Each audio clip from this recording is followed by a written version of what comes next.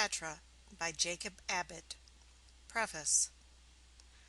Of all the beautiful women of history, none has left us such convincing proofs of her charms as Cleopatra, for the tide of Rome's destiny, and therefore that of the world, turned aside because of her beauty.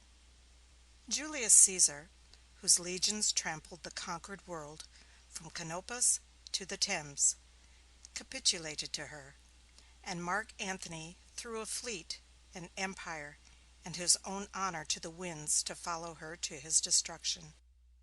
Disarmed at last before the frigid Octavius, she found her peerless body measured by the cold eye of her captor only for the triumphal procession, and the friendly asp alone spared her Rome's crowning ignominy.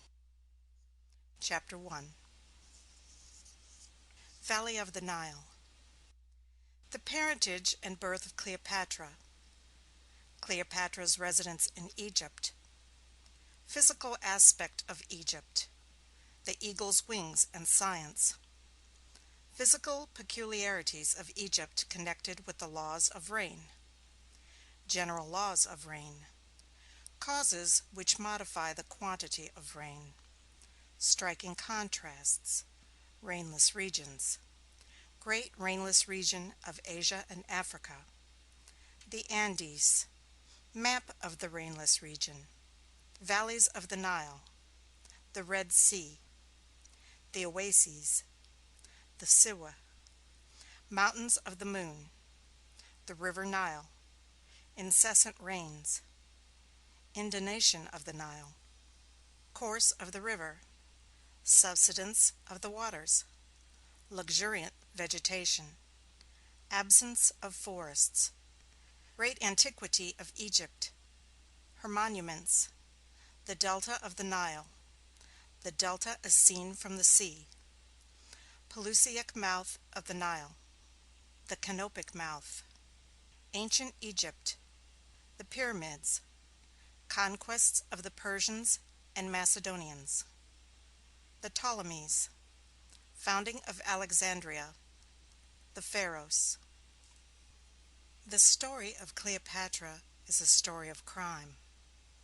It is a narrative of the course and the consequences of unlawful love. In her strange and romantic history, we see this passion portrayed with the most complete and graphic fidelity in all its influences and effects. Its uncontrollable impulses, its intoxicating joys, its reckless and mad career, and the dreadful remorse and ultimate despair and ruin in which it always and inevitably ends. Cleopatra was by birth an Egyptian. By ancestry and descent she was a Greek. Thus, while Alexandria and the delta of the Nile form the scene of the most important events and incidents of her history, it was the blood of the Macedon which flowed in her veins. Her character and action are marked by the genius, the courage, the originality, and the impulsiveness pertaining to the stock from which she sprung. The events of her history, on the other hand, and the peculiar character of her adventures, her sufferings, and her sins, were determined by the circumstances with which she was surrounded, and the influences which were brought to bear upon her in the soft and voluptuous clime where the scenes of her early life were laid. Egypt has always been considered as physically the most remarkable country on the globe. It is a long and narrow valley, on the verdure and fruitfulness, completely insulated from the rest of the habitable world. It is more completely insulated, in fact, than any littoral island could be, inasmuch as deserts are more impassable than seas. The very existence of Egypt is a most extraordinary phenomenon. If we could but soar with wings of an eagle into the air, and look down upon the scene so as to observe the operation of that grand and yet simple process by which this long and wonderful valley, teeming so profusely with animal and vegetable life has been formed, and is annually revivified and renewed, in the midst of surrounding wastes of silence, desolation, and death, we should gaze upon it with never-ceasing admiration and pleasure. We have not the wings of the eagle, but the generalizations of science furnish us with a sort of substitute for them. The long series of patient, careful, and sagacious observations which have been continued now for 2,000 years bring us results, by means of which, through our powers of mental conception, we may take a comprehensive survey of the whole scene, analogous, in some respects, to that which direct and actual vision would afford us, if we could look down upon it from the eagle's point of view. It is, however, somewhat humiliating to our pride of intellect to reflect that long-continued philosophical investigations and learned scientific research are, in such a case as this, after all, in some sense, only a sort of substitute for wings. A human mind connected with a pair of eagle's wings would have solved the mystery of Egypt in a week, whereas science, philosophy, and research, confined to the surface of the ground, have been occupied for 20 centuries in accomplishing the undertaking. It is found at last that both the existence of Egypt itself and its strange insulation in the midst of boundless tracts of dry and barren sand depend on certain remarkable results of the general laws of rain. The water which is taken up by the atmosphere from the surface of the sea and of the land by evaporation, falls again, under certain circumstances, in showers of rain, the frequency and copiousness of which vary very much in different portions of the earth. As a general principle, rains are much more frequent and abundant near the equator than in the temperate climes, and they grow less and less so as we approach the poles. This might naturally have been expected, for, under the burning sun of the equator, the evaporation of water must necessarily go on with immensely greater rapidity than in the colder zones, and all the water which is taken up must, of course, again come down. It is not, however, wholly by the latitude of the region in which the evaporation takes place that the quantity of rain which falls from the atmosphere is determined, for the condition on which the falling back, in rain, of the water which has been taken up by evaporation mainly depends, is the cooling of the atmospheric stratum which contains it, and this effect is produced in various ways, and many different causes operate to modify it. Sometimes the stratum is cooled by being wafted over ranges of mountains, sometimes by encountering and becoming mingled with cooler currents of air, and sometimes again by being driven in winds toward a higher and consequently cooler latitude. If, on the other hand, air moves from cold mountains toward warm and sunny plains, or from higher altitudes to lower, or if, among the various currents into which it falls, it becomes mixed with air warmer than itself, its capacity for containing vapor in solution is increased, and consequently, instead of releasing its hold upon the waters which it has already in possession, it becomes thirsty for more. It moves over a country, under these circumstances, as a warm and drying wind. Under a reverse of circumstances, it would have formed drifting mists, or, perhaps, even copious showers of rain. It will be evident from these considerations that the frequency of the showers and the quantity of the rain which will fall in the various regions respectively which the surface of the earth presents must depend on the combined influence of many causes, such as the warmth of the climate, the proximity and the direction of mountains and of seas, the character of the prevailing winds, and the reflecting qualities of the soil. These and other similar causes, it is found, do in fact produce a vast difference in the quantity of rain which falls in different regions. In the northern part of South America, where the land is bordered on every hand by vast tropical seas, which load the hot and thirsty air with vapor, and where the mighty Cordillera of the Andes rears its icy summits to chill and precipitate the vapors again, a quantity of rain amounting to more than 10 feet in perpendicular height falls in a year. At St. Petersburg, on the other hand, the quantity thus falling in a year is but little more than 1 foot. The immense deluge which pours down from the clouds in South America would, if the water to remain where it fell, wholly submerge and inundate the country. As it is, in flowing off through the valleys to the sea, the united torrents form the greatest river on the globe, the Amazon, and the vegetation, stimulated by the heat, and nourished by the abundant and incessant supplies of moisture, becomes so rank, and loads the earth with such an entangled and matted mass of trunks and stems and twining wreaths and vines, that man is almost excluded from the scene. The boundless forests become a vast and almost impenetrable jungle, abandoned to wild beasts, noxious reptiles, and huge and ferocious birds of prey. Of course, the district of St. Petersburg, with its icy winter, its low and powerless sun, and its 12 inches of annual rain, must necessarily present, in all its phenomena of vegetable and animal life, a striking contrast to the exuberant prolificness of New Granada. It is, however, after all, not absolutely the opposite extreme.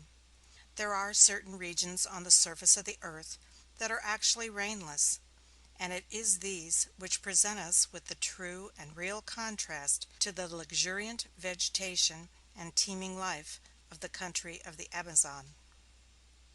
In these rainless regions all is necessarily silence, desolation, and death. No plant can grow, no animal can live.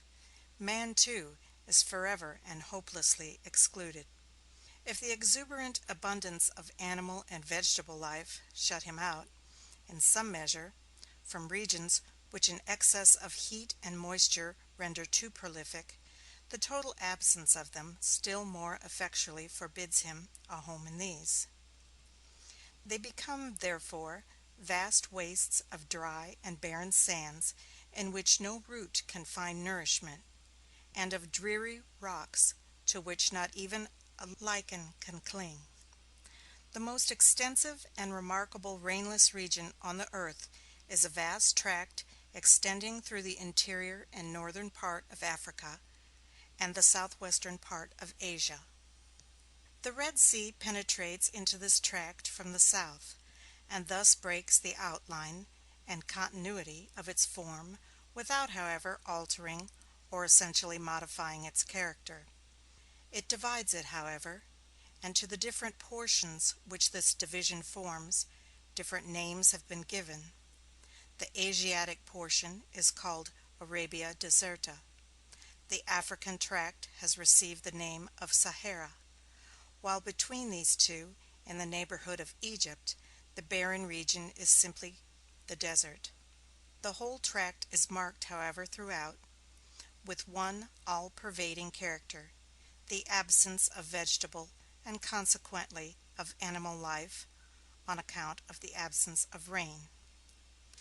The rising of a range of lofty mountains in the center of it, to produce a precipitation of moisture from the air, would probably transform the whole of the vast waste into as verdant and fertile and populous a region as any on the globe. As it is, there are no such mountains, the whole tract is nearly level, and so little elevated above the sea that, at the distance of many hundred miles in the interior, the land rises only to the height of a few hundred feet above the surface of the Mediterranean, whereas in New Granada, at less than 100 miles from the sea, The chain of the Andes rises to elevations of from 10 to 15,000 feet. Such an ascent as that of a few hundred feet in hundreds of miles would be wholly imperceptible to any ordinary mode of observation, and the great rainless region, accordingly, of Africa and Asia is, as it appears to the traveler, one vast plain, 1,000 miles wide and 5,000 miles long, with only one considerable interruption to the dead monotony which reigns, with that exception, everywhere over the immense expanse of silence and solitude. The single interval of fruitfulness and life is the valley of the Nile. There are, however, in fact, three interruptions to the continuity of this plain, though only one of them constitutes any considerable interruption to its barrenness. They are all of them valleys extending from north to south and lying side by side. The most easterly of these valleys is so deep that the waters of the ocean flow into it from the south, forming a long and narrow inlet called the Red Sea. As this inlet communicates freely with the ocean, it is always nearly of the same level, and as the evaporation from it is not sufficient to produce rain, it does not even fertilize its own shores. Its presence varies the dreary scenery of the landscape, it is true, by giving us surging waters to look upon, instead of driving sands, but this is all. With the exception of the spectacle of an English steamer passing, at weary intervals over its dreary expanse, and some moldering remains of ancient cities on its eastern shore, it affords scarcely any indications of life. It does very little, therefore, to relieve the monotonous aspect of solitude and desolation which reigns over the region into which it has intruded. The most westerly of the three valleys to which we have alluded is only a slight depression of the surface of the land marked by a line of oases. The depression is not sufficient to admit the waters of the Mediterranean, nor are there any rains over any portion of the valley which it forms sufficient to make it the bed of a stream. Springs issue, however, here and there, in several places, from the ground, and percolating through the sands along the valley, give fertility to little dells, long and narrow, which, by the contrast that they form with the surrounding desolation, seem to the traveler to possess the verdure and beauty of paradise. There is a line of these oases extending along this westerly depression, and some of them are of considerable extent. The oasis of Siweh, on which stood the far-famed temple of Jupiter Ammon, was many miles in extent, and was said to have contained in ancient times a population of 8,000 souls.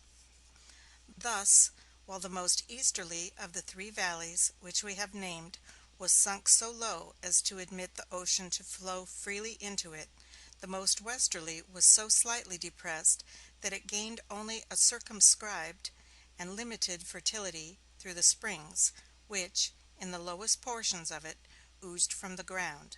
The third valley, the central one, remains now to be described.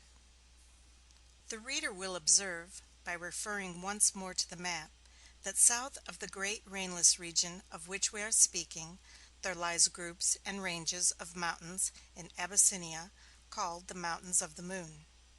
These mountains are near the equator, and the relation which they sustain to the surrounding seas and to currents of wind which blow in that quarter of the world is such that they bring down from the atmosphere, especially in certain seasons of the year, vast and continual torrents of rain. The water which thus falls drenches the mountain sides and deluges the valleys. There is a great portion of it which cannot flow to the southward or eastward toward the sea, as the whole country consists, in those directions, of continuous tracts of elevated land. The rush of water thus turns to the northward, and pressing on across the desert through the great central valley which we have referred to above, it finds an outlet at last in the Mediterranean, at a point 2,000 miles distant from the place where the immense condenser drew it from the skies. The river thus created is the Nile. It is formed, in a word, by the surplus waters of a district inundated with rains, in their progress across a rainless desert seeking the sea. If the surplus water upon the Abyssinian mountains had been constant and uniform, the stream, in its passage across the desert, would have communicated very little fertility to the barren sands which it traversed. The immediate banks of the river would have, perhaps, been fringed with verdure, but the influence of the irrigation would have extended no farther than the water itself could have reached, by percolation through the sand. But the flow of the water is not thus uniform and steady. In a certain season of the year the rains are incessant, and they descend with such abundance and profusion as almost to inundate the districts where they fall. Immense torrents stream down the mountain sides, the valleys are deluged, plains turn into morasses, and morasses into lakes. In a word, the country becomes half submerged, and the accumulated mass of waters would rush with great force and violence down the central valley of the desert which forms their only outlet. If the passage were narrow, and if it made any considerable descent in its course to the sea. It is, however, not narrow, and the descent is very small. The depression in the surface of the desert, through which the water flows, is from 5 to 10 miles wide, and though it is nearly 2,000 miles from the rainy district across the desert to the sea, the country for the whole distance is almost level. There is only sufficient descent, especially for the last 1,000 miles, to determine a very gentle current to the northward in the waters of the stream.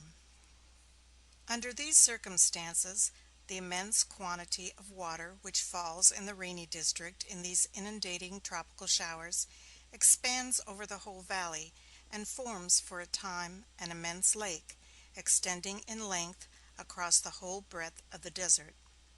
This lake is, of course, from 5 to 10 miles wide, and 1,000 miles long.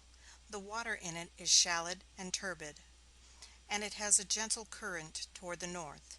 The rains at length in a great measure cease, but it requires some months for the water to run off and leave the valley dry. As soon as it is gone, there springs up from the whole surface of the ground, which has been thus submerged, a most rank and luxuriant vegetation. This vegetation, now wholly regulated and controlled by the hand of man, must have been, in its original and primeval state, of a very peculiar character. It must have consisted of plants only as could exist under the condition of having the soil in which they grew laid, for a quarter of the year, wholly under water. This circumstance probably prevented the valley of the Nile from having been, like other fertile tracts of land, unencumbered in its native state with forests. For the same reason, wild beasts could never have haunted it. There were no forests to shelter them, and no refuge or retreat for them but the dry and barren desert during the period of the annual inundations. This most extraordinary valley seems thus to have been formed and preserved by Nature herself for the special possession of man. She herself seems to have held it in reserve for him, from the very morning of creation, refusing admission into it to every plant and every animal that might hinder or disturb his occupancy and control. And if he were to abandon it now for 1,000 years, and then return to it once more, he would find it just as he left it, ready for his immediate possession. There would be no wild beasts that he must first expel, and no tangled forests would have sprung up that his axe must first remove. Nature is the husbandman who keeps this garden of the world in order, and the means and machinery by which she operates are the grand evaporating surfaces of the seas, the beams of the tropical sun, the lofty summits of the Abyssinian mountains, and, as the product and result of all this instrumentality, great periodical inundations of summer rain. For these or some other reasons Egypt has been occupied by man for the most remote antiquity. The oldest records of the human race, made 3,000 years ago, speak of Egypt as ancient then, when they were written. Not only is tradition silent, but even fable herself does not attempt to tell the story of the origin of her population. Here stand the oldest and most enduring monuments that human power has ever been able to raise.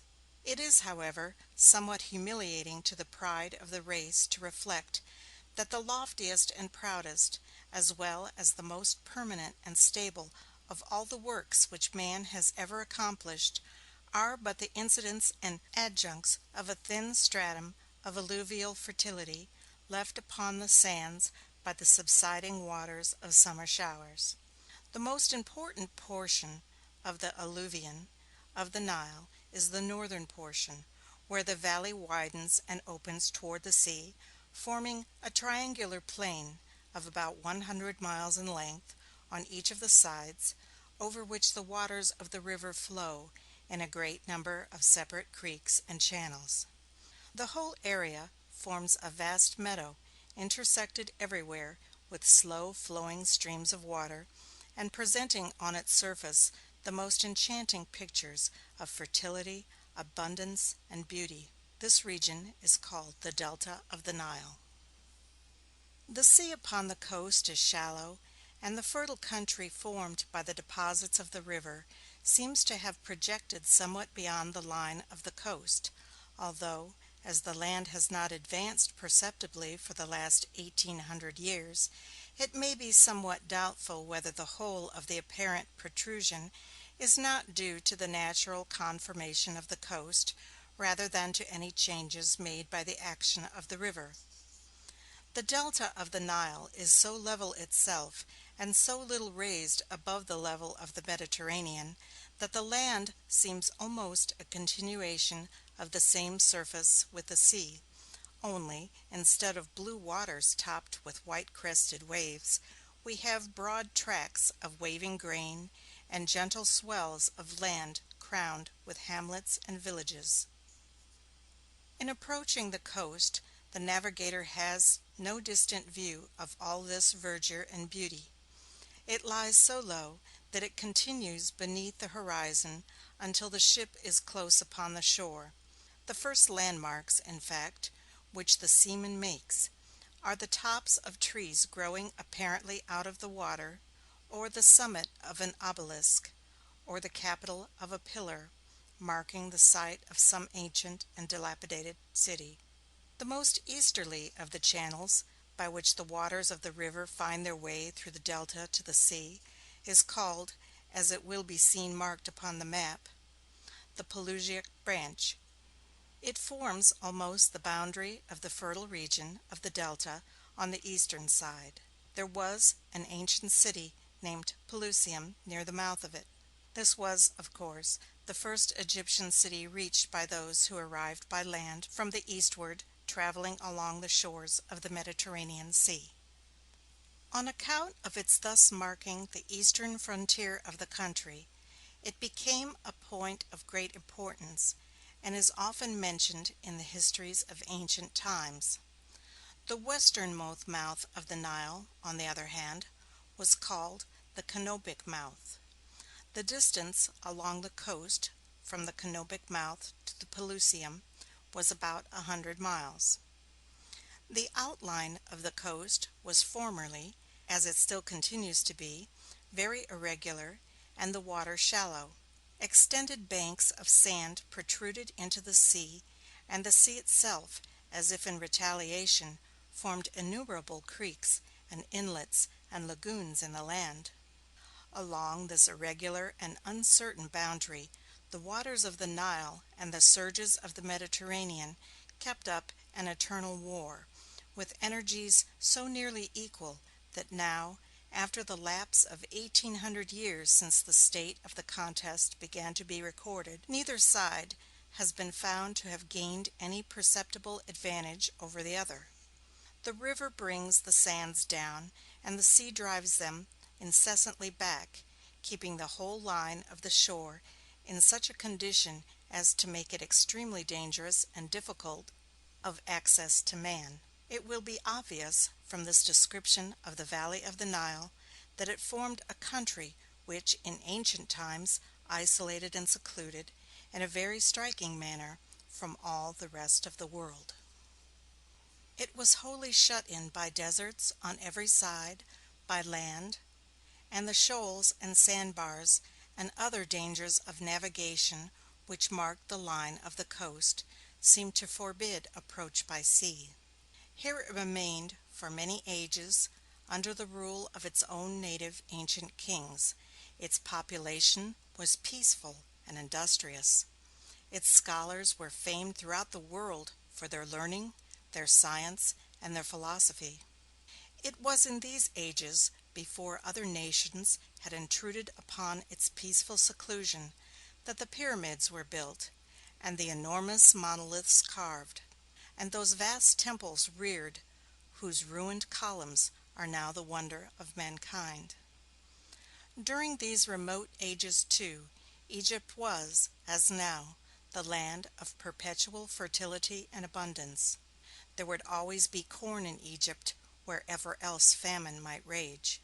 The neighboring nations and tribes in Arabia, Palestine, and Syria found their way to it, accordingly, across the deserts on the eastern side, when driven by want, and thus opened a way of communication.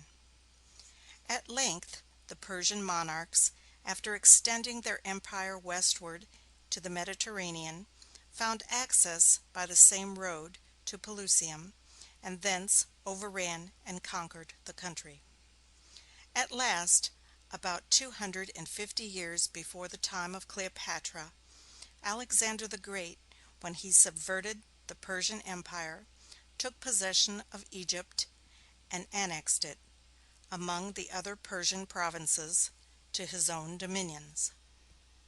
At the division of Alexander's empire, after his death, Egypt fell to one of his generals named Ptolemy.